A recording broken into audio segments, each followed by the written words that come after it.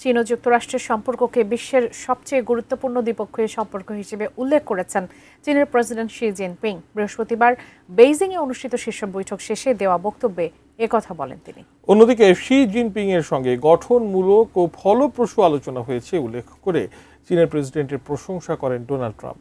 আরও জানাচ্ছেন রায়হান মুন্সিয়া।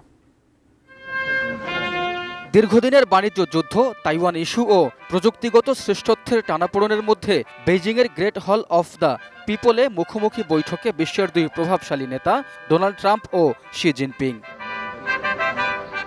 প্রেসিডেন্ট ট্রাম্পের সম্মানে আয়োজিত নৈশভোজে দেওয়া ভাষণে বেইজিং ওয়াশিংটন সম্পর্ককে বিশ্বের সবচেয়ে গুরুত্বপূর্ণ দ্বিপক্ষীয় সম্পর্ক হিসেবে উল্লেখ করেন শি জিনপিং। তিনি বলেন, চীন ও যুক্তরাষ্ট্রের একে অপরের প্রতিপক্ষ নয়, বরং অংশীদার হওয়া উচিত। শি আরও বলেন, চীনের পুনর্জাগরণ এবং আমেরিকাকে আবার মহান করে তোলা, এই দুই লক্ষ্য একসঙ্গেই এগিয়ে নেওয়া সম্ভব। তার ভাষায়, বেইজিং ওয়াশিংটনের মধ্যে সহযোগিতা দুদেশের জন্যই লাভজনক। অন্যদিকে সংঘাত শুধু চীন যুক্তরাষ্ট্রকেই নয়, ক্ষতির মুখে ফেলতে পারে গোটা বিশ্বকেই। কোয়ালিটি সম্পন্ন আন্তর্জাতিক মানের still bar CSRM, committed for better still.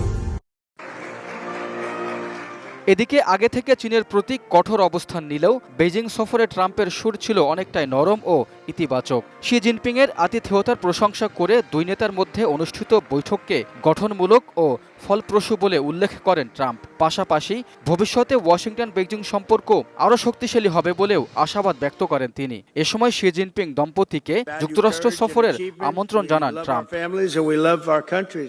এরপর রাতের খাবারে অংশ নেন ট্রাম্প, শি জিনপিং। ভোজ সভায় তাদের সঙ্গে অংশ নেন মার্কিন পররাষ্ট্রমন্ত্রী মার্কো রুবিও, প্রতিরক্ষামন্ত্রী পিট হেগসেথ, ধনকুবের ইলন মাস্ক ও ট্রাম্পের সফর সঙ্গীরা ছিলেন চীনা পররাষ্ট্রমন্ত্রী ওয়াং ই ও অন্য অতিথিরাও।